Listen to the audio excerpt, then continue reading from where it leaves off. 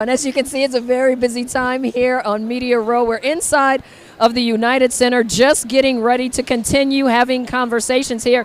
And while I'm getting bumped around here as we look for politicians and delegates to get ready for the roll call tonight, I'm going to toss it over to my friend and colleague, Dr. Wilmer Leon, who also has a special guest. Dr. Wilmer. Thank you very much, Derek. Greatly appreciate it. Yes, we do have a special guest here. We have the former governor of Virginia, Terry McAuliffe. Thank you so much for joining us, Governor. Great to be with you, man. Excited. Well, why are you excited? Well, let's see. This is my 13th convention. Okay. I've run a couple of these. I've chaired them, chaired the National Party. You know, usually when you have these events, it takes a day or two. The warring factions got to come together after the primaries. None of that this time. Mm-hmm. Everybody's together. There's joy. There's happiness. Record amount of money's been raised. Record amount of grassroots supporters have signed up to knock on doors. Mm-hmm. We've never experienced anything like this. It's extraordinary. So I'm pretty fired up. We've got a long way to go, but I'd much rather be us than them. There was not as much energy 3 weeks ago. That would be an understatement. Yes. And that whole dynamic has shifted. In fact, an analogy I used was 3 weeks ago, the light at the end of the tunnel was an oncoming train. Now people see the light at the end of the tunnel is actually a light and actually an opening. How do you capitalize on this momentum to get us to the November 5th? Yeah, hey, listen, I'm a friend of Joe Biden's for 40 years. I love Joe Biden, great president, got a lot of great things done. And I'd had him at my house on June 18th for a huge event. Mm-hmm. A week later, we had the debate. And we went through a couple weeks and, you know, all this stuff. But you know what? It's all behind us. And what's exciting for the president is he's now going to be responsible for setting the table to make sure we have the first woman and woman of color to be president of the United States of America. So we've got 4 great days of messaging going on here. You know, you look at the Trump convention, they got nothing out of it. Mm-hmm. They talked to their own base. J.D. Vance, got him nothing. I mean, he should have picked Nikki Haley. If you're trying to give him political advice, which I don't, right, expand your base. Make it, but politics is about addition. Kamala Harris is about addition. Bringing more people in, inclusion, talking about their futures, building freedoms, women's reproductive rights, building a better economy for everybody. That's a message that resonates with folks all over the country. People have had it with Trump. They don't want his extreme agenda. He's a convicted criminal. We're done with it. But 2016 was close. Mm-hmm. 2020 was close. We cannot take anything for granted. They're going to do everything they possibly can to take this election for us. Talk about the dynamics of the politics of Virginia. I'm a graduate. I'm an alum of Hampton Institute, now Hampton University. I got there in the 70s. Virginia was considered traditionally a red state. Yep. It has now moved purple thanks to thanks to administrations such as yours, Governor Wilder's. Yep.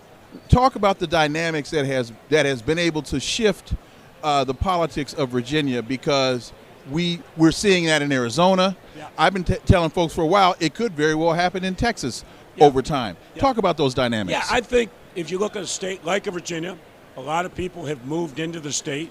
Northern Virginia has changed the entire trajectory of our state. Mm-hmm. There are more Democrats. There are more blue-minded individuals. And you've had a long succession of Democratic... Excuse me. When you say blue-minded individual, what does that mean? They care about the things that we care about. They care about minimum wage. They care about a great education system. They believe that everybody should have access to quality and affordable health care. The things that, you know, I call them blue issues, there are issues. Donald Trump doesn't want to increase the minimum wage. He doesn't want people. He didn't like the Affordable Care Act. So totally different than how we are on issues.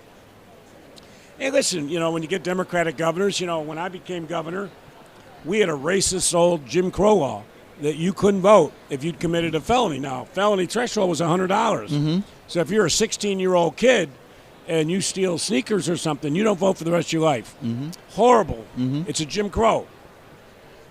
I use executive authority to give 200,000 people back the right to vote and franchise people so that they can come back and vote. And, you know, I'm very proud that all these people can now vote today. We got to treat people with dignity and respect. That's what Joe Biden has done. That's what Kamala will done. So in a presidential year in Virginia, we're a blue state because of high turnout. And the folks, particularly in Northern Virginia and Hampton Roads, where you have a lot of federal workers, they don't like Donald Trump's talk about shutting the government down, government shutdown. Mm-hmm. Because, people don't understand this. They hear, government shutdown. Ultimately, they'll get paid, right? That's what you always say. They'll get paid. Mm-hmm. You tell that to someone who's got to pay their rent Exactly. or buy their groceries. Exactly. Yeah, they may get paid in 8 weeks. Meanwhile, they've lost their house. So that's what I talk about. So we're blue in a presidential. We're done. I think North Carolina is the next one to flip. Georgia's right there. And we can build a new blue wall in our country going forward. There's more people, Wilbur, who believe in the things that we believe in than they believe in. Final question for you. You talked about voter enfranchisement. It seems as though the other side is more engaged and more concerned about disenfranchisement. And an example, the mail-in ballot. As I understand it, initially mail-in ballots were the creation of the Republican Party to help rural voters who was difficult for them to make it to the poll. Now they want to remove those types of access points to make it harder for people to vote. You're 100% right. And it drives me wild. At the end of the day, you just want everybody to vote, right? Right. Democrat, Republican, I don't care. One person, one vote. One person, one vote. And listen, when I was chairman of the Democratic National Committee, I started the Voting Rights Center there because it drove me wild. Like in Florida, in Hispanic areas, there are members of the Republican Party that would wear windbreakers that say police on the back and to intimidate, voter intimidation at the polls, which has gone on, as you know, for years and years. But the mail-in ballot, what's your argument? It's a secure ballot. You fill it out and you mail it back in. They know and we know that when more people vote, we win. Got it. And I remind you that of the last 8 presidential elections, the Democrats have won the popular vote in 7 of 8. Right. Hillary got more votes than Trump did. Gore won that election in 2000. Correct. Hillary won it in 16. And if Jim Comey had not come out and did what he did 12 days before the election, Hillary Clinton would be in office. Donald Trump would never seen the light of day. Governor Terry McAuliffe, thank you so much. Sir. Greatly Honored to be with appreciate you. it. Thank you. Take care. All right, folks. PoliticsInColor.com is where you are, and you know that. PoliticsInColor.com. Join the conversation. Thank you all so much. Greatly appreciate it, Governor. Thank you. And there's more on the other side. Stay tuned.